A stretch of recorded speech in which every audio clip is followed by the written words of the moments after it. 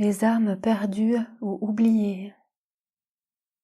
Comme vous le savez, une âme a plusieurs vies, de nombreuses vies à vivre, à expérimenter. Entre chaque vie, l'âme revient au royaume des âmes. Certaines pourtant n'y reviennent jamais ou prennent un temps énorme pour y parvenir. Certaines âmes se perdent en route, s'oublient ou ne veulent pas revenir.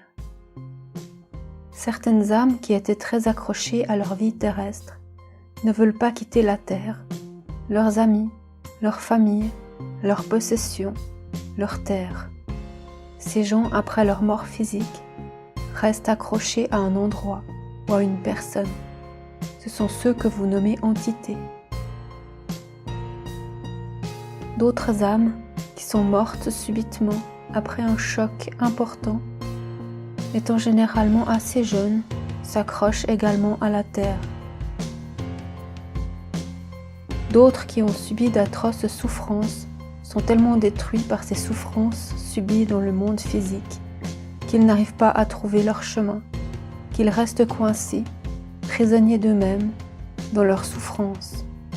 Ils oublient d'où ils viennent, ce qu'ils doivent faire, quel est leur but.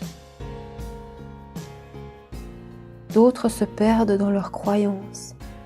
Une croyance très forte dans le monde physique peut empêcher l'âme de voir la vérité, la réalité des choses. Elle reste entêtée, persuadée qu'elle a raison, mais elle ne veut écouter personne. C'est là que plusieurs archanges interviennent pour aider toutes ces personnes. Mais ils ne peuvent pas les aider tous. Certains ne veulent pas être aidés, certains ne veulent pas écouter. Mais nous continuons régulièrement à leur parler pour essayer de les raisonner, de les remettre sur leur chemin. D'autres âmes ne veulent pas retourner au royaume des âmes. Elles choisissent de se perdre, de s'éloigner de moi, Seigneur votre Dieu. Elles choisissent de vivre dans la déchéance, dans les désillusions, dans les bagarres, les batailles, les souffrances.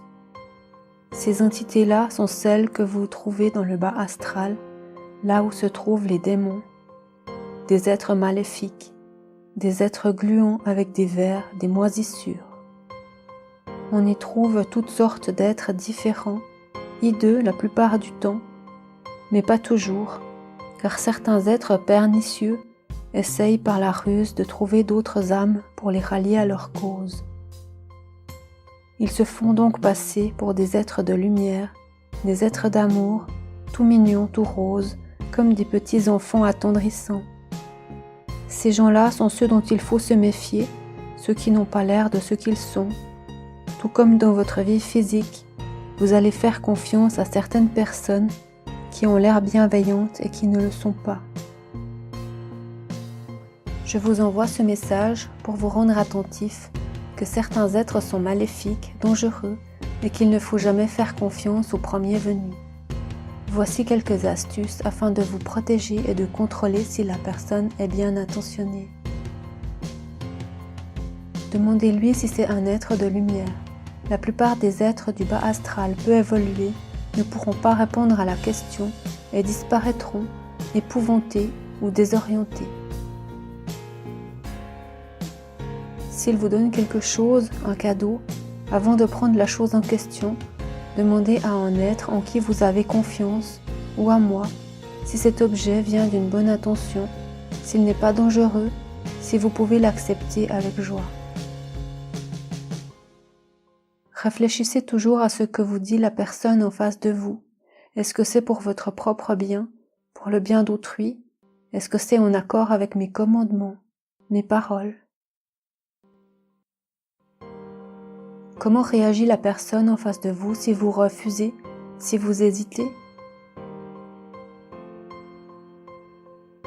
La personne peut vouloir vous attaquer.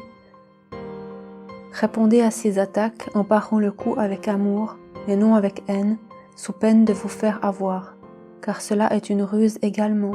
C'est une bataille qui commence et vous vous retrouvez au centre de la bataille, et sans vous rendre compte, du moment que vous combattez avec haine, colère ou peur, vous changez de camp ou vous êtes en train de partir sur le mauvais chemin. Vous pouvez vous en rendre compte et retourner dans l'amour à tout moment, mais il faut y penser et le faire. Toute la difficulté est là. Il faut oser stopper la bataille et avoir suffisamment d'amour pour quand même se défendre, pour ne pas être anéanti. Car si vous arrêtez de vous battre et que vous n'êtes pas dans l'amour, vous allez vivre de terribles souffrances. Plus vous combattez, plus il est difficile de revenir en arrière. Je vous informe tout cela afin de vous protéger, de vous garder dans la joie, dans la paix et dans l'amour. En ces temps difficiles, les batailles de toutes sortes vont être de plus en plus nombreuses.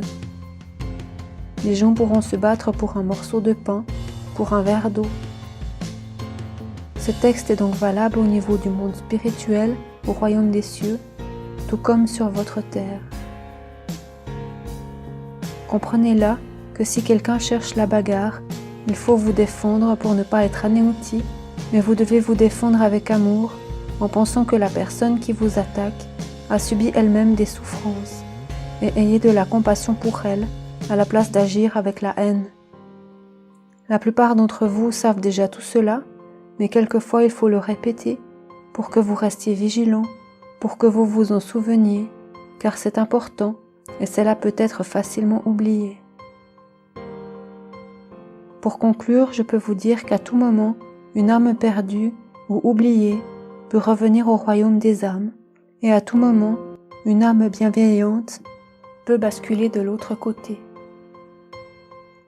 Vous êtes en perpétuel mouvement.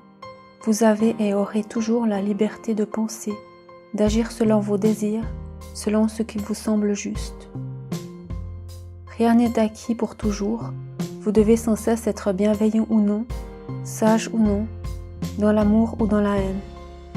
C'est votre choix, et après s'être rendu compte que vous avez fait une erreur dans un choix, il n'est jamais trop tard pour faire demi-tour et changer de chemin. Même si cela vous semble difficile, n'oubliez pas, rien n'est impossible. Avec la volonté et l'amour, nous pouvons soulever des montagnes. La volonté et l'amour donnent de la force. Et plus il y a de force et de volonté, plus il y a de l'amour. Et plus il y a de l'amour, plus il y a de force et de volonté. Même si cela vous semble donc très difficile, vous serez toujours gagnant. Vous aurez considérablement augmenté votre force et votre amour pour vous-même et pour les autres. Quand vous sentez cette force en vous, laissez-la venir, laissez-la s'amplifier et ne vous découragez pas. Gardez toujours la foi, l'espoir, la croyance en vous-même, en vos capacités. Au siècle des siècles, l'évolution continue, suit son chemin, c'est la co-création, la suite de la création de la Terre, de la création de l'humain.